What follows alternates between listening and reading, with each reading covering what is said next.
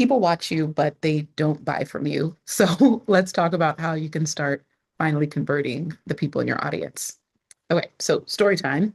My highest selling digital product grossed over $500,000 in a single year, and it was just 27 bucks. So what happened is I didn't realize that I would go viral at the same time that I would be launching this digital product. So when we talk about just attention and social capital and what how much your life can change just by showing up without a guarantee of success or reward. So I grew 200,000 followers within the span of a few days. And this digital product, one of the most brilliant things that I did, and this was called the Ally Resource Guide. So back in 2020, there were a lot of people showing up online to educate. And I remember I was actually in the middle of a social media break and I had an all Black women mastermind. And so I'm pouring into them and they're showing up to calls. Some of them work in corporate and they're showing up to calls looking so defeated because while everything is happening in the country, I think Ahmaud Arbery had just been brutally murdered a few days prior. And they're walking into the office with majority white coworkers who can't even look them in the face. They feel like they have to tiptoe around the office and their existence feels like a burden and it's so heavy. And I remember thinking to myself, I I don't know how else to show up for Black women except to educate the white people that they have to deal with at work who have microaggressive behaviors unintentionally, who don't know how to just look them in the face and offer sincere empathy.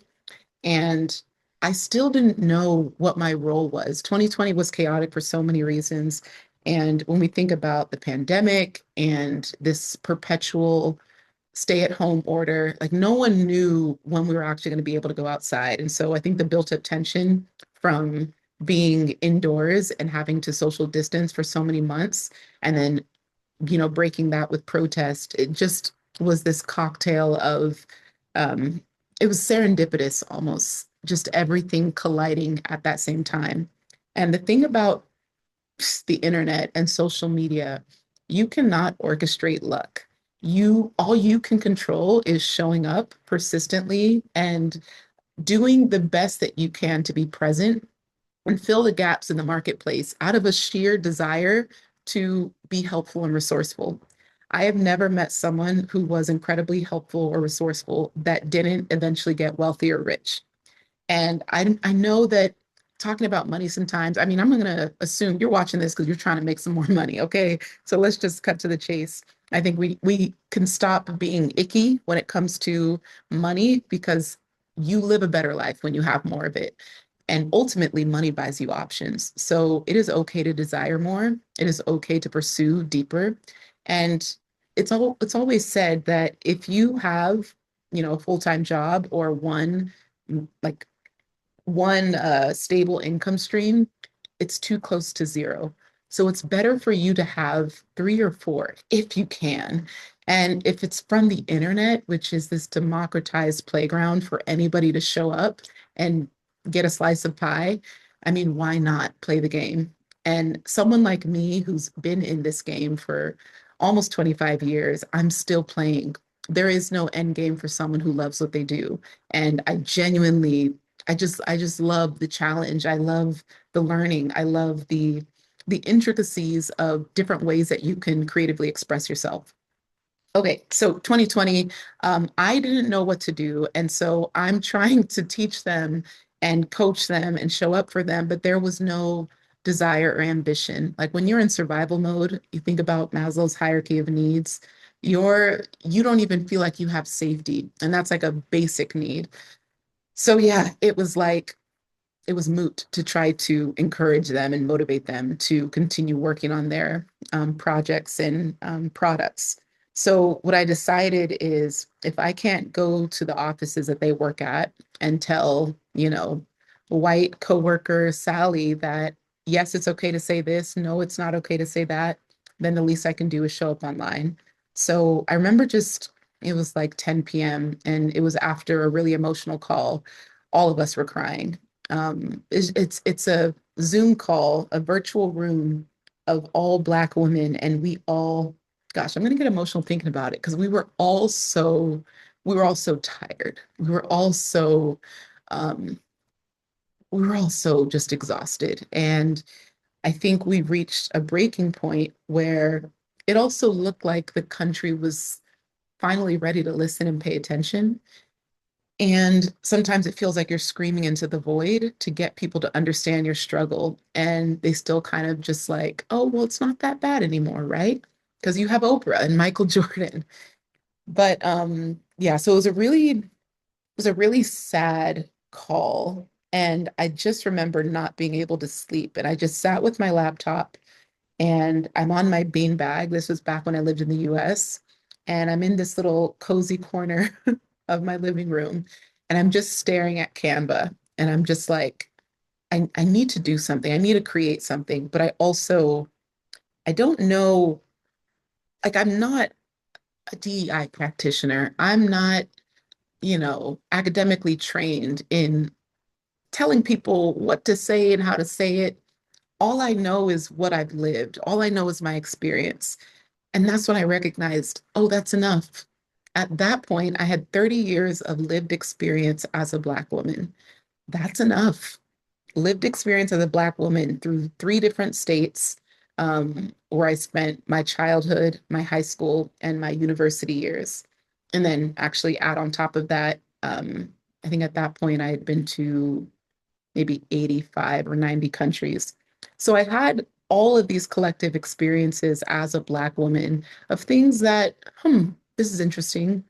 This is annoying. This is microaggressive. This is condescending. And you just kind of stack these experiences. And so you also don't really talk about it. You just kind of make note of it and you don't even realize, but slowly it chips away at your identity. And it's really sad because I didn't even recognize it was happening. And I shared in a recent video an example of when I would order an Uber Black or Uber VIP. It's not that I'm bougie, y'all. It's because some airports, they literally make you walk 10 minutes to the shared pickup area. So if you want curbside pickup, you got to order Uber Black, or something like that. Uber Black, Uber VIP. It depends on the country. So I always braced myself when I would land in the US, no matter what the US city was, that I was always hoping for an immigrant driver, actually, because they get it. There's a shared, not just struggle, but understanding. But I would say 70% of the time it was like a white woman or a white man. And I would feel myself over explain almost like to the point of, hey, like I hope all of these pleasantries show you that I'm a decent, upright, upstanding human being and I pay my taxes and it just, it- whereas if it was anybody else, I could just be like, hey, I'll be ready outside. Like I don't even have to say anything if I didn't want to. But it's just the feeling of like, I don't want them to reject my ride when they see that I'm a Black woman. And so small things like that, they sound small in, I don't want to say they sound small. They feel small in the moment, but in hindsight, you realize 1,000 of those uh, is like death by 1,000 cuts. It just really hurts.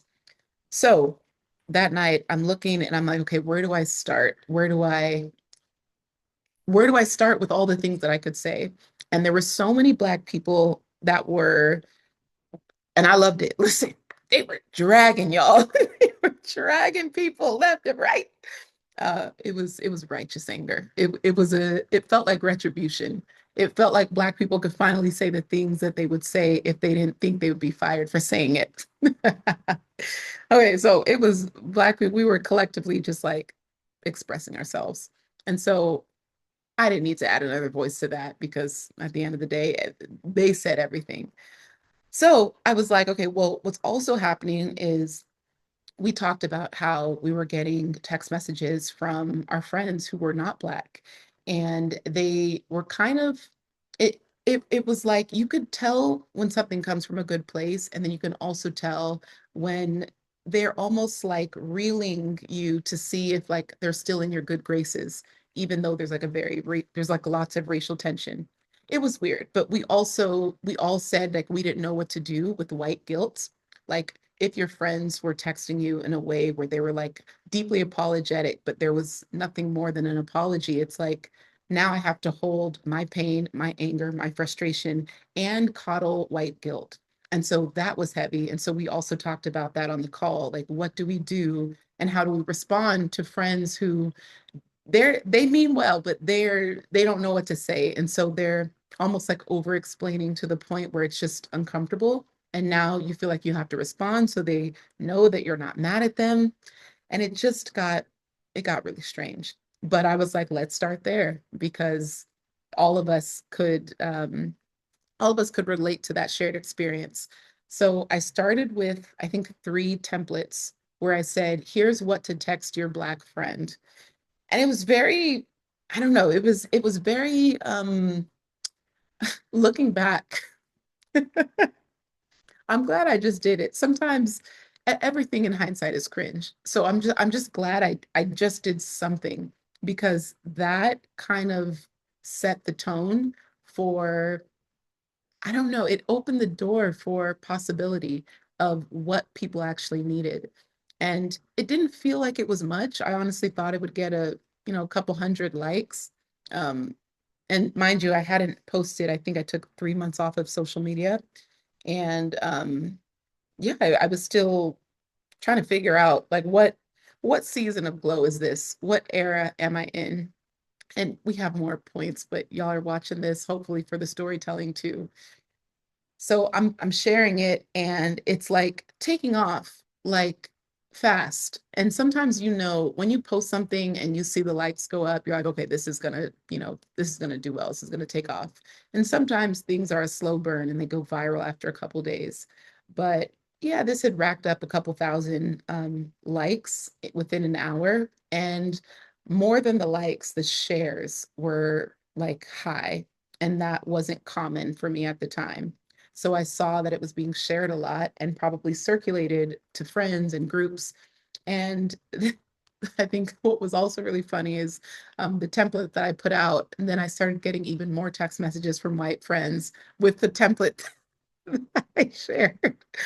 And the thing about the template was like, this is like this was before ChatGPT. This was like ChatGPT before ChatGPT. It was a prompt or it was like a guide. But if you are using ChatGPT for inspiration, you still need to modify it to your voice to add in more human language because ChatGPT copy and paste is still not it. And so people were doing copy and paste of the exact template without adding in their voice. So that was a little bit funny. But yeah, I mean, all of my friendships with my white friends, like all of them maintained. Everyone was fine. There was nothing. Yeah, there was no awkwardness or issues. It was just a shared experience that Black women had. What do we do with the white guilt that we are now having to carry on top of all of the other emotions that are really heavy? So when that took off, I said, okay, this is okay, templates, a templated response to Black friends or to, your Black friends. Then I was like, okay, what other templated responses can I create? And so the next one I did was for creators because there was a lot of rage. And again, in my network, creators and entrepreneurs, there was a lot of rage around like, how dare you reach out to me now to try to capitalize off of my Black face, my Black voice, my Black, like you wanted nothing to do with me. Your Instagram profile has no Black women. Like, don't try to pander to us now. And so I created a template like, here's what you could say or send to companies or brands or sponsors that are pandering to you now, but don't actually have any proof that they support or have any diversity within their company. And so that took off. And I was like, okay, um, who else do we got a template? Do we got to templatize? It was a daily thing. Every day I sat at my laptop and the way I worked, again, if you have ADHD, you can relate to this. We are not going to be behind a computer desk creating our best ideas. We're walking around the kitchen with our laptop in one hand and a drink of water in the next, and we're moving to the couch and then to the beanbag and then to the bed and then to the chair. Like when I think about laptops and its utility, I mean, a laptop itself can make you millions of dollars. It's made me millions of dollars just because of its accessibility and mobility. So it worked with my brain before I knew I had ADHD. And I was able to just kind of roam around my apartment and try to figure out like what do people need. There was no digital product. There was no desire to sell or create or build anything different. I just said, what do people need in this moment? And I centered Black women in that. And I tried to create things that Black women want to say, but again, they don't want to get fired. So there was probably 70% of the posts were very compassionate, very kind, very educational.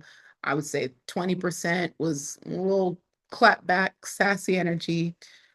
And then 10% was neutral. It was just kind of like matter of fact, explaining and sharing.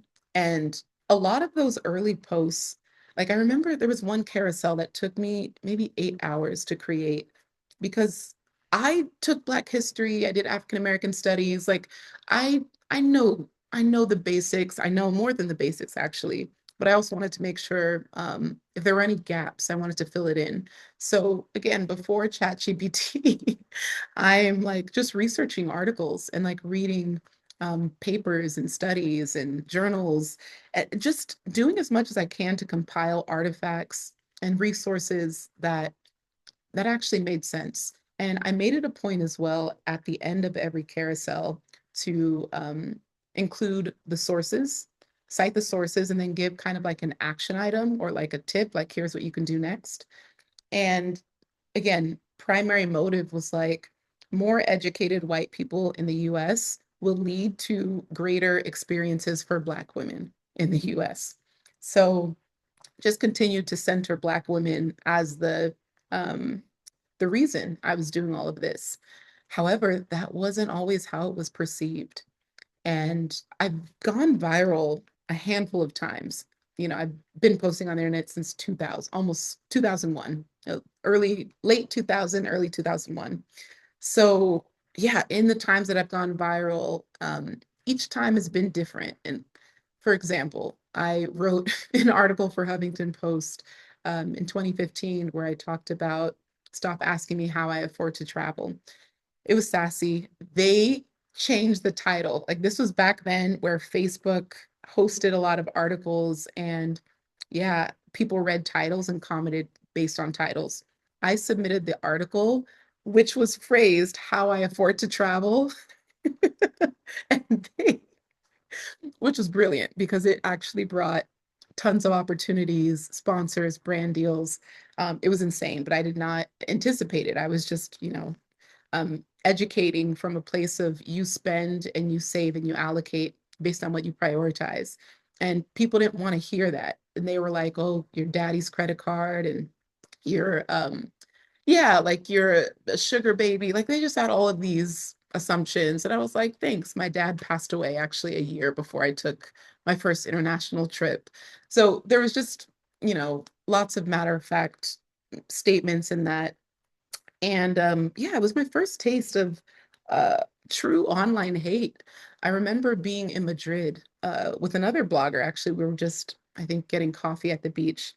And I was saying to them, like, man, the comments, there was a time where like I was getting emails for every comment that was placed on the article. I remember getting over 1,000 emails because now the article had been syndicated on Huffington Post, Matador Network, Elite Daily, and a couple other like random blogs. So I'm getting all of this like backlash from like all these different places that I'm like, wait, I didn't even know it was published there. And I'm like, this is, it was a lot. So the backlash got worse because each time it was syndicated, it felt like it was they had to change some words, right? Because Google will penalize you for, having a duplicate article. So they made the article worse each time it was republished. And what was nice is that, many of these platforms would pay to obviously host it. So they would link my blog, they would link my Instagram. And I think at the time my blog had my email. So I was just getting like, you dirty C word, like you don't know my life and you don't have a real job and you don't have, I was like, people were, and I had to imagine that they're, in a job they hate. And here I was traveling and, having fun. And that could be triggering for someone who thinks there are no other options than to slug away at, yeah, a corner desk. So online hate, it came every 3 years. I had an article go viral. And yeah, so I just kept getting used to the online hate. But the trolls that came in 2020 were so different because I had never really covered race in this way. And I think the hardest part is that I would say maybe half the hate was from Black women. And I was like, wait, I'm doing this for y'all. Like, and the anger was like, sis, let them, because I was making it, I guess, too easy for them, for white people to learn. And I'm like, if the goal is a more educated country, society, and world, like, let me spoon feed them, sis. Like, if that's what it takes right now, because I don't know what else to do. And I feel like, you know, I'm I, I have a voice and I have leadership skills, and I feel like I'm not deploying them the way they should be. And I kept praying. I was deep in my Bible. Like this was a year and just a season overall where all the books I was reading were like Christian authors, and I like my day was filled with gospel and praise and worship music. So I was drenched in the word. And I just remember praying, like before I went to bed every night, like, God, use me. I'd wake up, God, use me. Just use me today. Use me. And so I felt like a vessel. It wasn't about me, but the downloads were coming through me. And I was just happened to be the one to post it online, and it happened to be my username. So I'm explaining, in the DMs to Black women that like I get it. And here's another thing, which is really important because if you are someone who is not Black and you ever have a Black woman like come at you, because we are very warm, we are very kind, we're very loving people. But when we have strong words, we know how to use our strong words.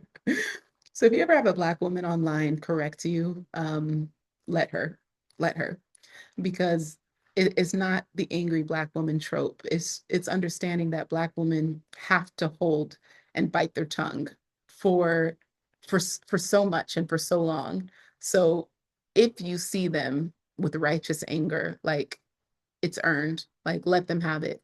And so there was not a single Black woman that I clapped back at. I didn't argue with any of them. I let them call me whatever. And I said, you're right, sis. I understand, sis. Listen, I got you, sis. Like I know what you mean, sis. And I affirmed whatever they felt because it wasn't about my feelings. Their perception was that white people weren't doing the work. And in order to do the work, they got to do a little bit deeper than just saving or commenting or liking a post that I put up. And it got to a point where my DMs were, my goodness. So as I'm posting once a day, I think I'm on, let's say, day 5 or day 7 at this point. I'm now in the mindset that I'm just going to post something every day that educates on the Black experience. No end game, just for as long as I could, because I didn't know, no one really knew how long it was going to last. So I'm just posting. And next thing you know, Forbes picks it up, and then Access Hollywood, and it's on the news. I'm like, uh, there are like the cast of The Office is sharing it to their stories, and then they're following me back. And yeah, like A-list celebrities are resharing it. And so when you now have celebrities with 100 million followers now tagging you and shouting you out, the volume of exposure is obnoxious. this is nothing I could have orchestrated. There's no Facebook ad. There's no paying for that level of exposure. It was right timing, right place, right voice, right reason. And I just was showing up. So thousands of DMs every single day of like, could you make a post about this? I've always wanted to ask this. And I think in my stories, I was welcoming it too. I was, I wanted to make sure I was talking about the right things and actually addressing the things where there was tension or confusion about. So yeah, I was receiving requests. And yeah, so for every post, it's now going from 5,000 likes to 10,000 to 50,000. There were a few that got hundreds of thousands of likes. You can imagine, yeah, I mean, 5 million views. So it's just the volume is crazy. So now I'm recognizing, okay, there are so many really good requests that are coming in, but I don't have the capacity to do more than one a day. Like I was still grieving. Every day I was crying. My whole playlist in 2020, the Spotify wrap up, it, all sad music. It was all sad music and gospel, but also it was like the gospel songs that make you like weep when you're like weeping. Spiritual warfare. So it was, so yeah. So I'm doing the best I can. And that's when I was like, okay, there's clearly a desire and a demand for people to uh, go deeper. And I don't need to validate if this is something that people want because the shares and the comments are doing the talking. So, just a quick rewind. When you are just helpful without reason, you will find your people because there is a niche, a category, a community for every single thing that you can imagine. So, whatever your quirk is, whatever your random obsession is, there are people on the internet that are searching for it every single day. So, if you are just helpful without reason, your people will find you and they will come to you in droves. So, yeah. And then, I also want to acknowledge that there was a contrast in the tone. Like, if they were trying to share as many posts and listen to as many Black voices. Maybe I was the one that was palatable for them. Like, okay, this one I can listen to. Like, she's not yelling at me. She's stern, but I can still receive this information. Okay, so finally I was like, okay, I think I'm gonna make a resource guide. At this point, I hadn't written an ebook in 5 years. My last ebook was published 5 years ago. And all I can remember is that one. I did a pre-order, and the pre-orders, this was a $10 ebook, okay? The pre-orders did $4,000 of sales in a weekend. So that was my frame of reference for, okay, a digital product could do maybe a couple grand, but again, this isn't about the money, it's just the product is needed. So pricing wise, I was like, this, I almost wanted to make it free. I just wanted to help. There was no end game for me. And I said $27 because I'm like, okay, it's 20 feels like, you know, 20 feels like it's a casual amount that you would spend on a nice meal, not even a nice meal, like an entree. Okay. So I was like, okay, I can't price it at 20 because after they take out taxes and all that, so I want the profit margin to be 25. So if you want the gross profit 25, then charge 27. 25 feels like an easy round number. I don't know. It's like four sales, 100. Okay. So I put it out. First off, I love this. I love this. Just jog down memory lane because I'm like, holy moly, this is again another beautiful thing about having ADHD. I was so inspired to put it out there. I knew that if I slept, it wouldn't get done. And so I went to work. I just woke up and I said, okay, today the book is going to get written. And I had no idea where to start and what to do. And I was just like, okay, it's been a while.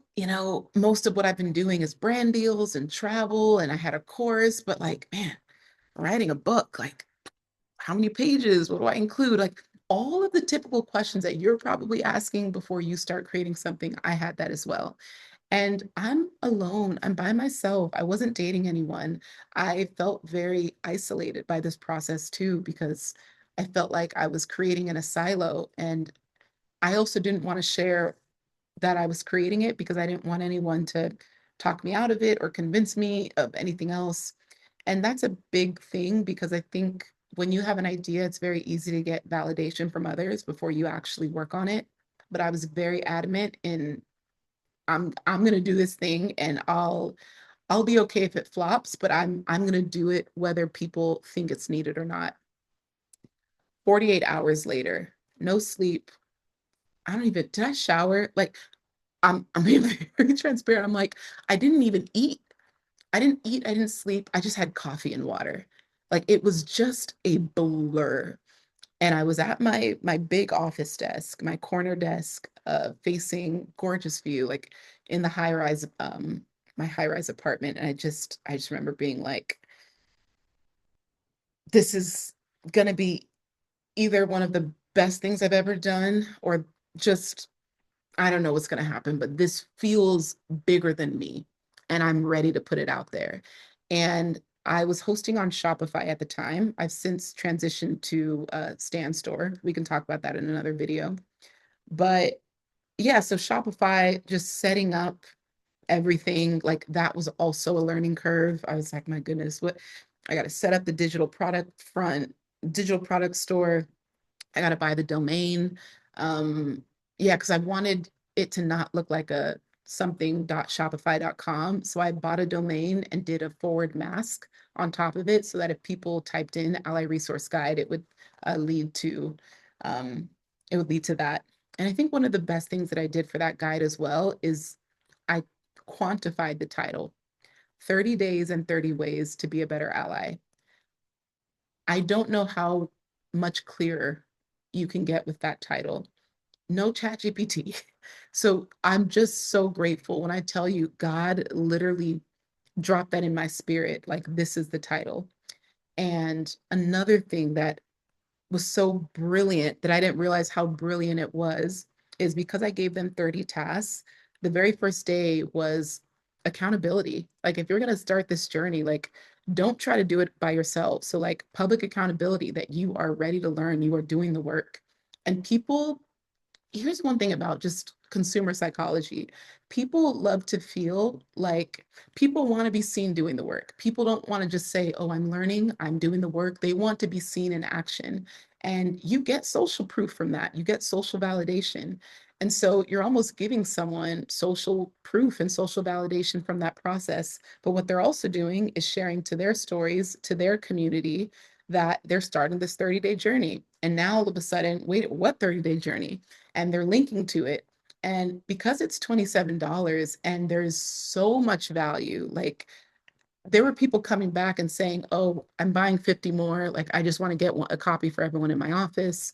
There were, this was back then, Shopify also had, I think it was I think by default, like there was a tip option. I didn't even know it was there. Like this is how new I was to the platform.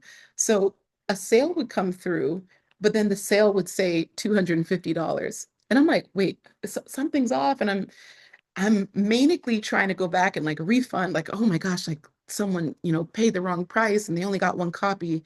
And I could, for the life of me, couldn't figure out what happened. Like, why was the price so off? And I didn't want to, like, oh my God, when you have such deep integrity, like your greatest fear is for someone to think you don't. And so I was like, how do I contact them and like, let me let them know. And then I see, I'm like, they tipped 225. Like, what? And there was also like a message section where they could leave a note. And someone would many people would be like, you have no idea how much your posts are helping. Like, please keep doing this. And it was so, gosh, I'm getting emotional again. I don't think I've ever had my work validated in that way. Like, and I wasn't doing it for the money. Like I was just trying to help. And this is amidst all the trolls, all the hate comments. Um, And for the other half, where it wasn't Black women, where it was white people telling me to hang myself, calling me a monkey, a bed wench. And the scariest one was when I got an email from someone saying that they've been paid $30,000, quote, to blow my effing head off. And that's so I'm just, when I tell you it was so crazy, and I'm managing all of this by myself. Thank God for my therapist, but I didn't even know how to really share this with friends. I think I was also afraid to like really let friends know what was really happening. On top of that, some of my online heroes and online mentors and favorite authors are in my DMs reaching out saying, here's my cell phone number. Text me anytime, any place, anywhere, whatever you need, I'm here. And like Gabby Bernstein, love her. She just she has thousands of dollars worth of programs, and she's been, an online educator for years. But she just like immediately granted me access to her entire digital suite, like everything that she's ever created. It was so thoughtful and it was so meaningful, honestly. And I got to give a shout out. Brendan Burchard probably like led the pack in just showing up. What can I do for you? How can I help? Like, hey, meet these people. Hey, I'm bringing you in my group chat. Hey, talk to these people. Hey, what do you like? Hey, let's hop on a call.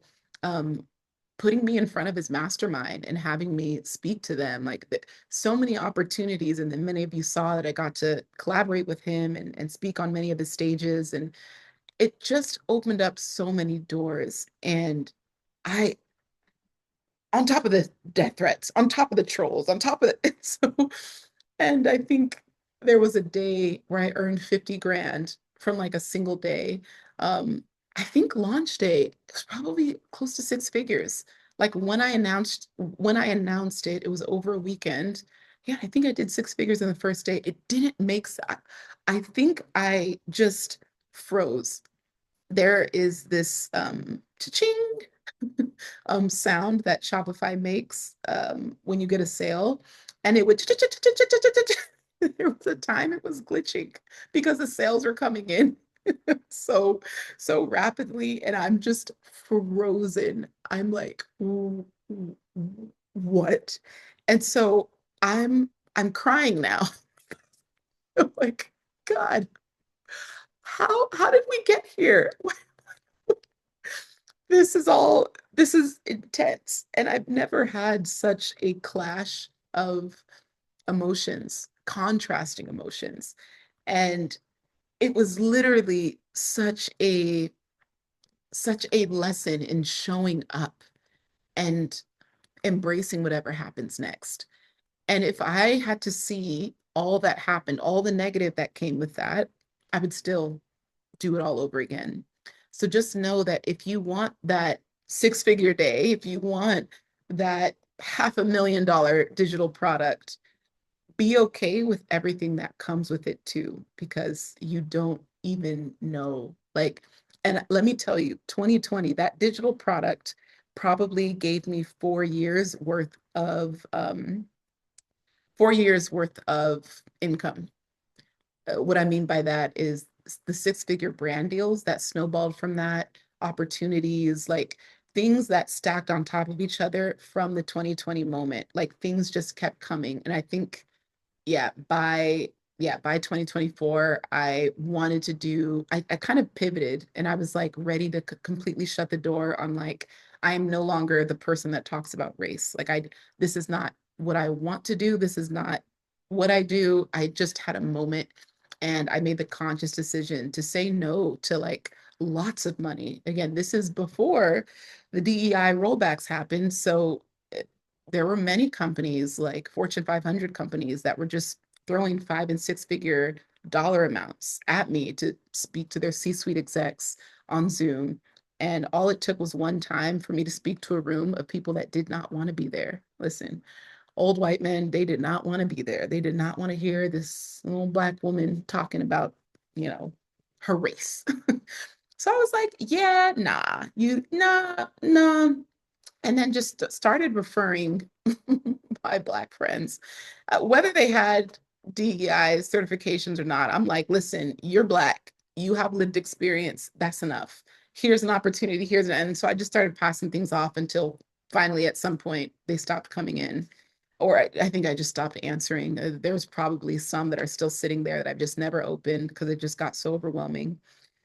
Yeah. So the lesson is in there is that when you inspire, be willing to also invite.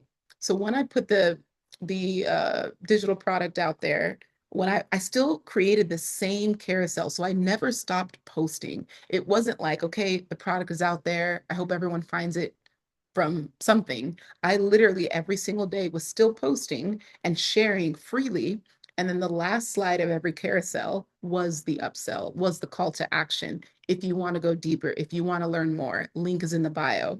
And I just made it an invitation. So they weren't inspired to take action. They were no, they were both inspired and invited to take action with every post.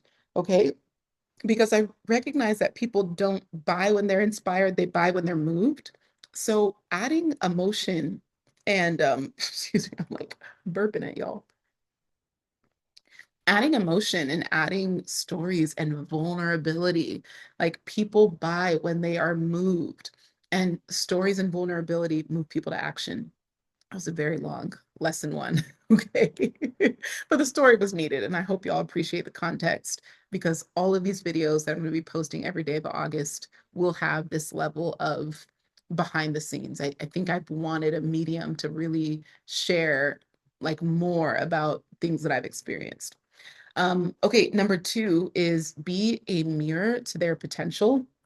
And what I mean by that is creating more how to content or how you content versus how I.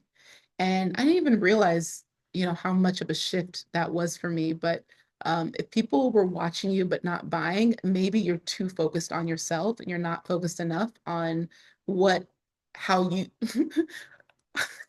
what? You're not focused on how what you know can help them. There we go. So like, here's what I've done, here's how you can too. And more than anything, people want to see themselves in your content. So if you're only talking about, you know, I think Clay, Clay, Clay something. Clay, he's a speaker. Clay, it's gonna bother me if I don't. Oh, Clay H. I feel like it's Clay Herbert. Clay. Clay Hebert. Yay! I love to give people attribution, and I hate when I butcher names. So Clay Hebert spoke about this on stage at a conference, and he talked about um, selfish content. Wait, oh, now I butchered his quote. What was the point of remembering his name if you don't remember the quote? Um, how selfish versus service? Basically, like so upset. Well, basically, it just the reframe. Like it's a selfie culture. Like instead of just posting selfies, like do more serving, and you'll never go wrong with serving people. And you also want to connect your story to their solution. So if there's something that they're wanting in their life, make sure your story relates to that. Like how I'm talking about, how this digital product earned me 500,000. I'm telling them like the solution, the things that I did to help get to that point. And yeah, I hope that I hope that makes sense. Okay, and the final lesson, you want to make your call to action feel like a gift, not a pitch. There's sales content everywhere. There's marketing ads everywhere. You step outside and you're marketed to by signs and there's everything is wanting your money and attention. And that could be very yeah, it can be very frustrating when you're just trying to exist or you don't have the means to invest in anything. So using phrases like if you're in this season, I made this for you. If you want to go deeper, you'll love this.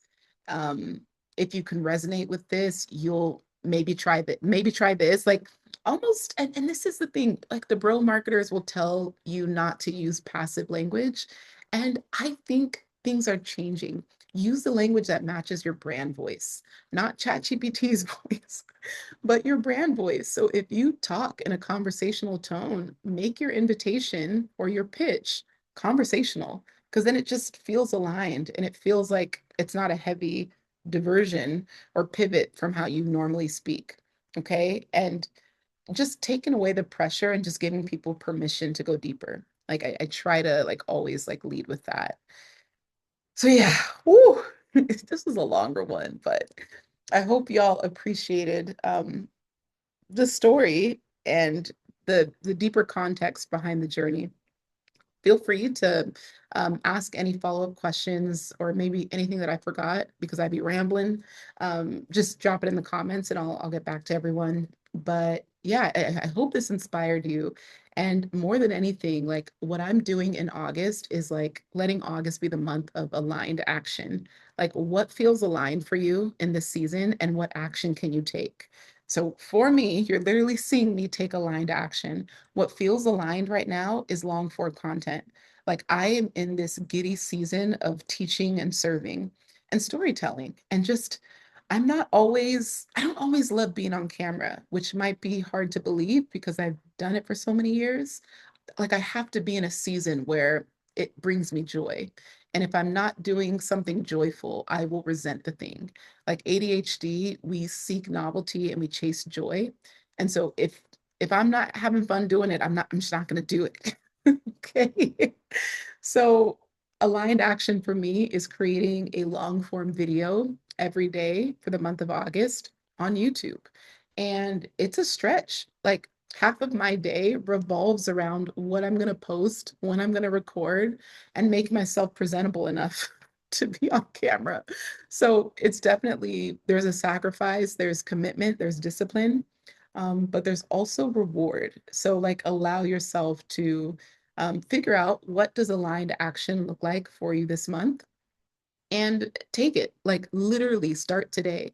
If you're watching this later, like just say, okay, I'm going to do, I don't know, if you watch this on August 7th, I want you to do 6 things on one day and then catch up by the next day. And if aligned action still feels like confusing or overwhelming, or you're just unsure of like what to do next, I promise you I know what that feels like. And I also created something that I think you're going to really love. And I wanted to call it a creativity guide or like a creative clarity guide, because I know that if you were told exactly what to do to get more creativity and content, be more consistent with your content and make more money, you would probably do every single thing on that list. And I have proof of people who have done it and have gotten that. So it's only 50 cents a day. I wanted to make it super affordable so that you had no excuses. So the link is in the description below. Should be the only link, should be the first link. And yeah, I want you to enter quarter 4 with momentum. I don't want you to feel like, oh, I'm already in the second half of the year. I've wasted my chance. Let me just wait till 2026. Listen, if you use August for ambitious, aligned action, you will be entering quarter 4 with more money than you probably have ever made online and more excitement and momentum. So do this thing with me because I'm also redoing it. Like I've done it a few times, but you have literally 90 days. Like if you can turn off your brain for 90 days, you have exactly what to do. And yeah, I'm just excited for the people that will take action on this because you're going to meet yourself in what, November and be like, who am I? I'm posting, I'm consistent, I'm making more money. I created a product, I wrote an ebook in a weekend. Like, if there's anything that I've done that you respect or admire, it's literally in this book. It's in this creativity guide. It's over 100 pages. So it's like, it's very easy to follow, very thorough. Every single day, you get homework, you get an assignment, you get a task, you get an affirmation for mindset shifts. And yeah, I think you'll really like it. So that is all I got for today. Thanks for watching, and I'll see y'all tomorrow. And hopefully I'll get my nail fixed. I tried to put this ring to kind of hide it, but it is what it is. All right, bye y'all.